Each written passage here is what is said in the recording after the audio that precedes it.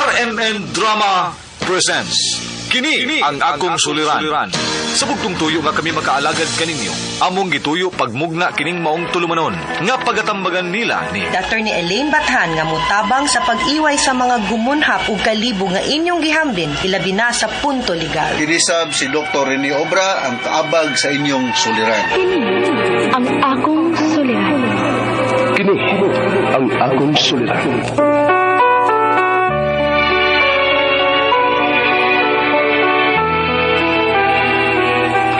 Sa atong pagkaymugso ng kalibutan, gikalawaan at ang daan sa atong suliran. Ang suliran mo'y kabahin sa itong inadlang panginabuhian. Aba na doon ay suliran nga dili mo mapasan nga ikaw ra. Nagkinahanglan kag katabang aron sa pagsulbad ni ini. Nagkinahanglan kag kahayag na mo'y mulamdag sa imong unahuna. Ug tungod ni ini, natawag kini nga atong tulumanon nga naguluhan. Kini ang akong suliran. Kini ang akong suliran. Mga minugbong duwa nga matapos lang sa usa ka hugna. Mga kinutlog gikan sa mga suwat sa mga minahal namong tigpaminaw. Busa kung aduna kamoy suliran nga naggumon karon sa inyong galamhan. Suwata ka na ug ipadala ning atong tulumanon. Kini ang akong suliran.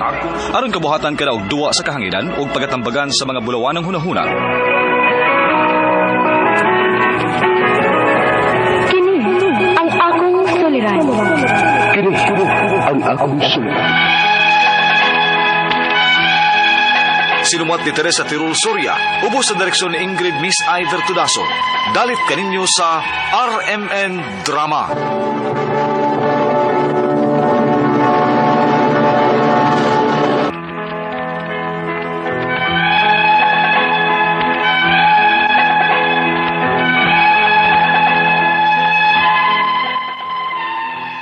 Mayong adlaw kanyong tanan nga nagpaminaw karon ning tulumanon.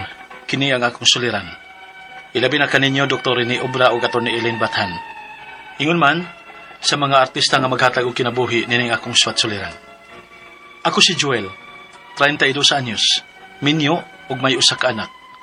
Punto medical kining akong suliran. Kabahin kini sa akong gipamati. Kay pagkabata nako, basta mainitan ko, maglain dayon ang akong lawas. Aron inyong hisabtan, ingon ini ang mga panghitabo.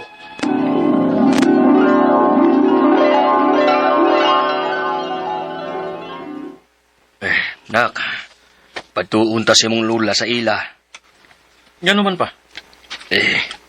Imong lulo manggod. Kay nga naman si Lolo pa. Wa gyud ay ka mahibaw nga namatay si lolo nimo. Ha? Nga naman ko naman. Doon na magutoy gibati ang imong lolo gud. Kaluin ni Lolo. Unsa man ha, makakuyog ka na mo. Muad tumiugma. Oh, ako sang sabuton si Cecil pa.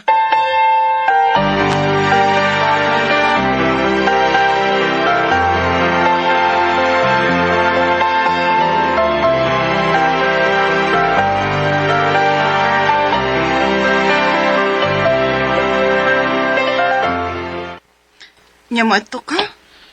Kinahanglan gyud nga matuta silang lola. Suod ba kami ni Lolo sa bata pa ko? Pinanggabay kay ko niya.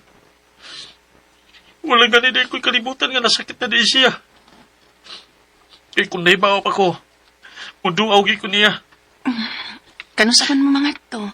Basta ha, ayaw biyak yung painit. Maglain na bagyo diretsyo ng lawas ni mo basta maintan ka. Mura magkag-allergic sa init. Basta, di lang yun ka makumpiyansa ha. Salamat, Cecil.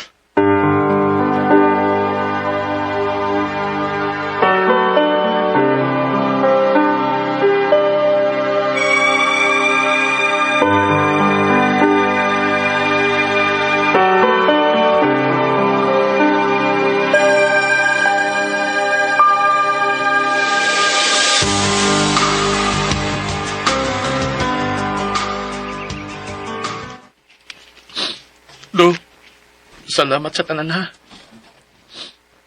Ayo-ayo si mo panaw, Lo. Diligid ka na mo kalimtan. Kung giyon sa ninyo sa pagpangga sa bata pa ko. Joel, tara. Adto na ta. Nanguli ng mga tao nga nanghatod si mong lolo. Ato na ta kainit ra ba kaayo, oh. Kalimot na balik kong dagpandong mada. Usawa man ini ron.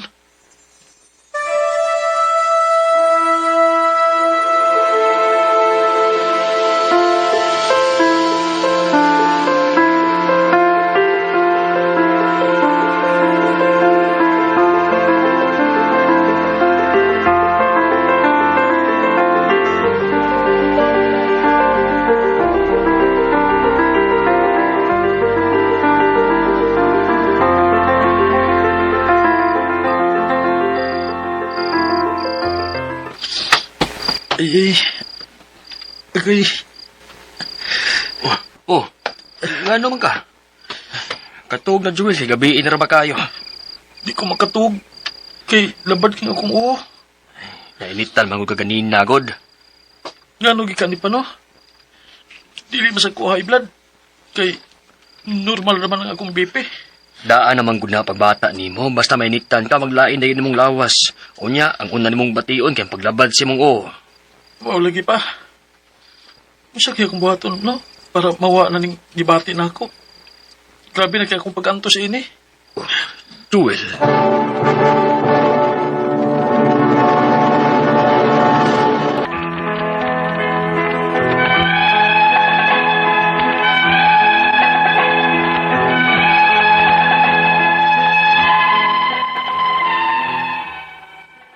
Mao gini akong problema. Nga basta mainitan gani ko, maglain dahil ng akong lawas. Kunya, usakit og maayo ang akong uho. Pero kung makapahuway ko, mawa raman pod.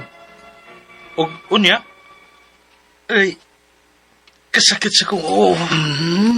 Sakit na sa dugbalik di ay.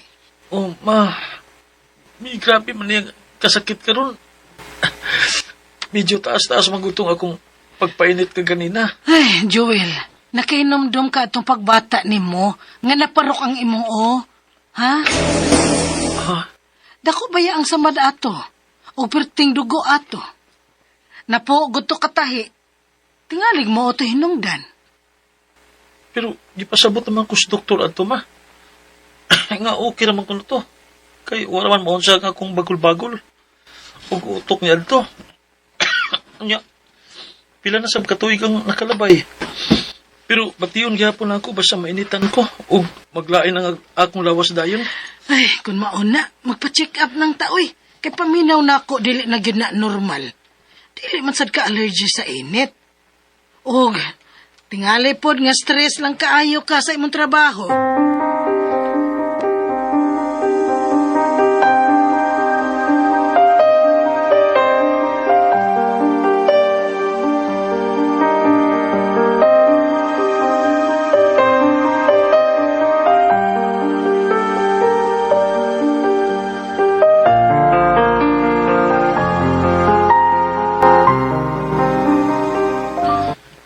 Base sab siguro sa stress po ni.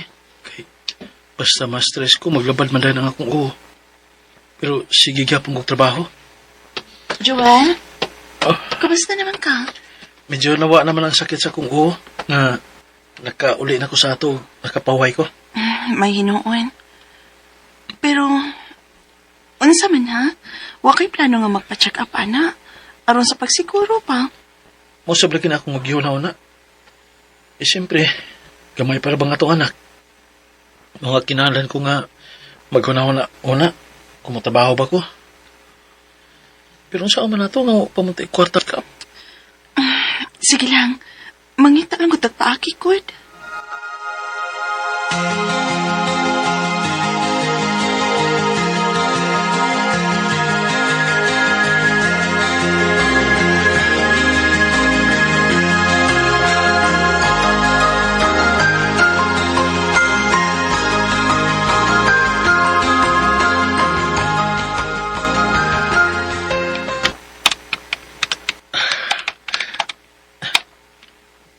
Sa man eh.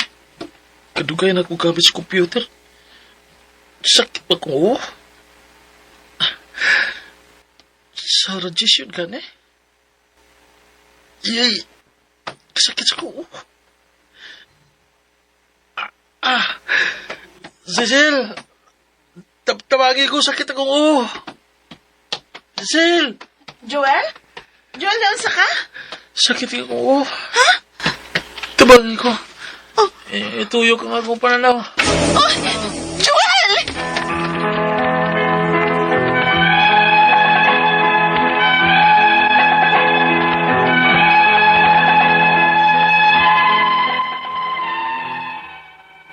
Samtang nag-type ko sa computer, may kalit og sakit ang akong uo.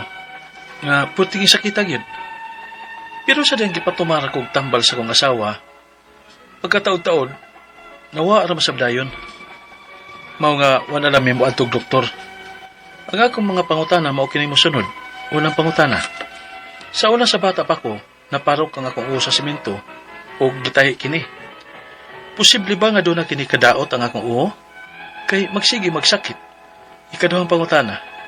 Basta mainitan ko, maglain dahil ang akong lawas. Nya, mulabad ang akong uho. Allergy ba ko sa init sa adlaw? Ikatulong pangutana.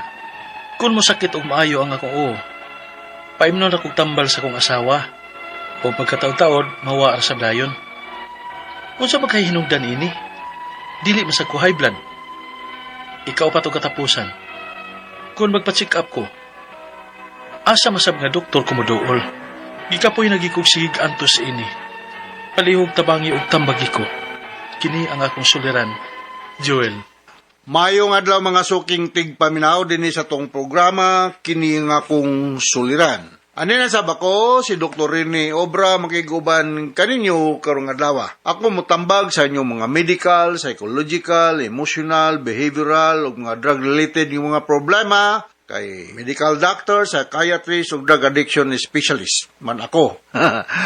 Inyong mga legal mga problema ato ni Eileen Bathan na motambag ni ana, no? Kasi-kasing pamagi, mamili lang mo unsaon sa pagpadala sa mga sulat-suliran ri kanamo. Pwede kayo padala sa mong email suliran_612@yahoo.com or sa atong Facebook account kini ang akong suliran official writers page o dira sa mong batan sa 3rd floor Jose R. Martinez Building, Osmeña Boulevard ning Dakbayan sa Sugbo. Ang atong makutlo nga pagtulunan karong adlaw mao kini nga ngadtunis mga senior ayaw gyud mo pagsalig nga inyong mga anak may matiman ninyo ay nagkatigulang na, no? Kay nagkatigulang na lagi, katigulang na nato. Wala tay inlonta dili na as productive during the younger years sa kinabuhi. Ang mga anak mampod mabot na kag 70, 80, 90 o sa gatos bron, ang mga anak na naman po na sila mga pamilya. So, first priority na sa dagilang pamilya. So, anagay ko mo sa ikaw nga nag-senior na naagyo po kay pundo sa bangko. Nga to sa mga naay mga pensyon, dili man tingali ni problema kayo. Pero katong way mga SSS o JSIS pension, mas mahigog na amoy gamay nga tigom-tigom diha pangandam sa mga gastuhanan later on, more on medical problem. Kay whether we like it or not, as we grow older, daghan na gitag mga medical ng mga problema, no? Taas ng blood sugar, taas ng kolesterol, tanan ng taas, ha? Usan nila tingali ming ubos na to, og medyo taas ng gatong edad, ring ubos ng sud sa tong pitaka. Alright, so, ang atong magtatampo ko na lawa, si Joel, 32 years old, minyo, may usa ka anak. Wala niya gihapon gibutang iyang address, no? Nomdom na kasi Joel akong kaila.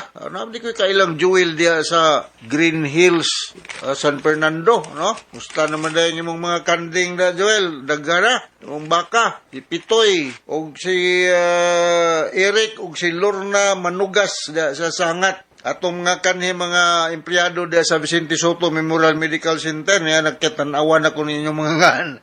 Si Joy Alo, Susit Colina, Malu Bakalan, Lulu Nietes ug si Rob Villasiran, no? Ayong pagpaminaw ug sa mga taga-sugod Southern Leyte, maadjong adlaw ninyong tanan diya. Usabon ako ni greetings mga taga sa may Maabag, Pilar Camutis, ug sa Agsungot, Cebu City, si Jess Borja, o iyang asawa, o si Winnie Baltonado. Wenda kay magdire sa akong car. Magkita niya ta ako ning ihatag nimo.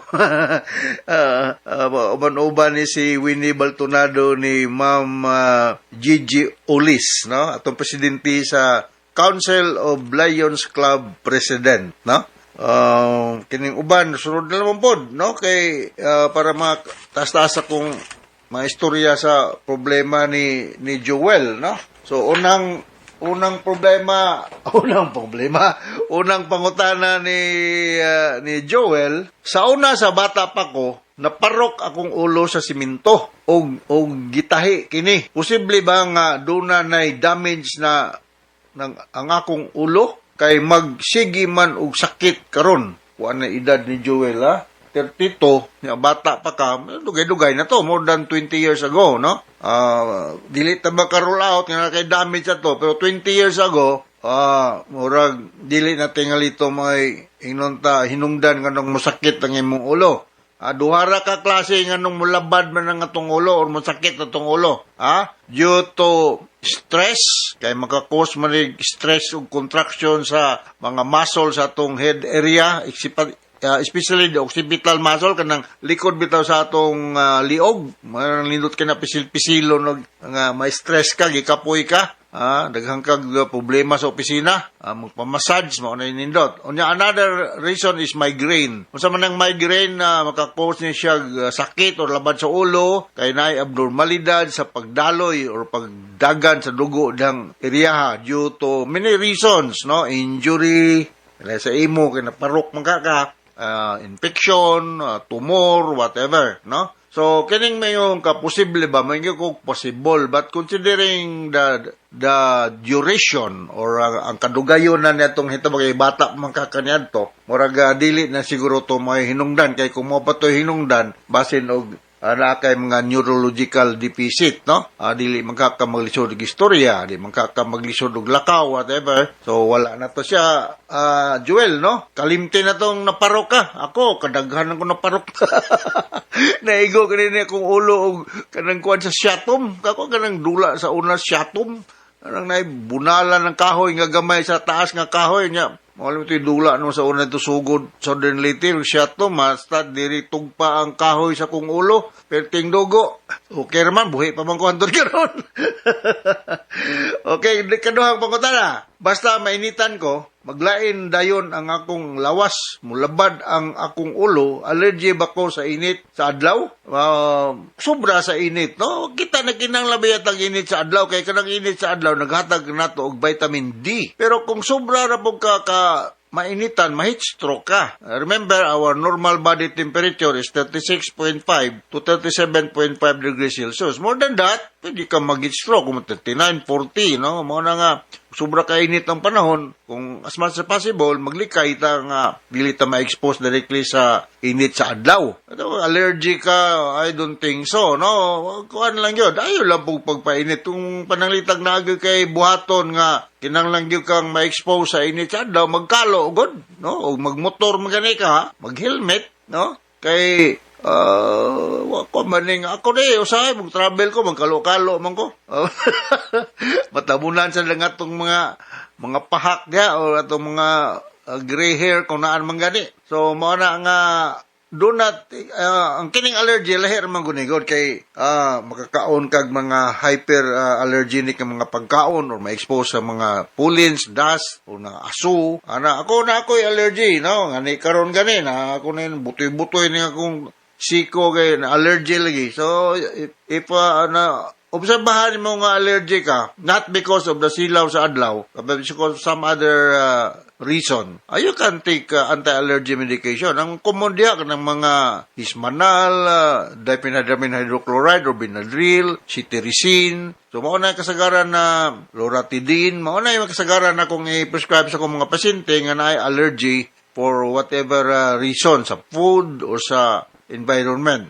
So, ayaw pagpa-expose kayo sa silaw sa adlaw, no? Sunod ka pangutana, kung sakit maayo akong ulo, paimnon ra kong tambal sa akong asawa og inig taod-taod, mawala. Unsa man gyud kahay hinungdan, ani, dili sab ko high blood. O, amo na yung tayo akong ingon, dili ba ka high blood? So, ang natong normal blood pressure, 120/80 millimeters mercury. Kung dili ka high blood, so, maybe, naagyo kay headache. 80% sa mga pasyente, mga tos clinic, headache ang usa sa mga problema. So, kung naa kay headache, painom kasi mo mapinanggaon nga asawa o analgesic, tawag na to sa tambal nga makaali or makahupay sa labad o sakit, much better, no? Mas maipag yung gipapisil-pisil na si mong asawa, Joel, no? Kaya para nga mawa. O sa may mga analgesic available sa itong mga butika. Non-opioid analgesic, pinaka-common, kining paracetamol, may pinamic acid, acetaminophen, ibuprofen, mga inato, mga panghupay sa sakit. Kung pananglitan, di na yun daan aning mga non-opioid analgesic. Ako sa akong clinic, sometimes I'm dealing with mga intractable pain sa mga pasyente nga may mga PTSD, may mga malignancy. So I prescribe opioid analgesic, no? Kung nakadaghanan akong istorya, tramadol, oxycodone, morphine, no? Morisita ko na. These are mga potent analgesic nga makahupay. Pero kung madara og mga paracetamol, mipinamic, mas maayo ra. Mubic, ha? Magwala kong gitagaan ni Dr. Susi Sinisa og Mubic, nalisa akong abaga. Nalisa ako ba nag-drive ko? Naigo, bitaw ko kanang lubak nga, ning lukso akong sakyanan, natuyok ang nabila, nalisa akong rotator cuff man ko na, kung ipakitag orthopedic nga doktor. Pero okay naman po, malihok-lihok.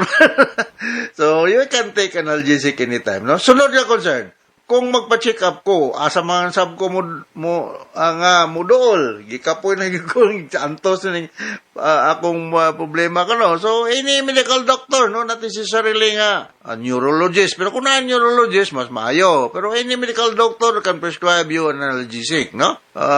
Man mo gisuwat ang imong address sa Joel, no? Kaya kung nara ka Cebu, pwede ka mga to sa clinic. Ano to, bisitahan tagag analgesic, no? Kung nakay kwarta, pabayron ta ka. Pero kung kay kwarta, okay ra, resita naman.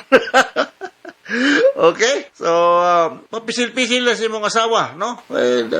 Makahupay, biya po sakit ning labi guwapa ang pisil-pisil sa tong ulo, ha? Alright, so inaot na kasabot ka sa kong speaker ni mo, Joel, o ganito sa libuan, millions nga naminaw sa atong programa kini nga kong suliran.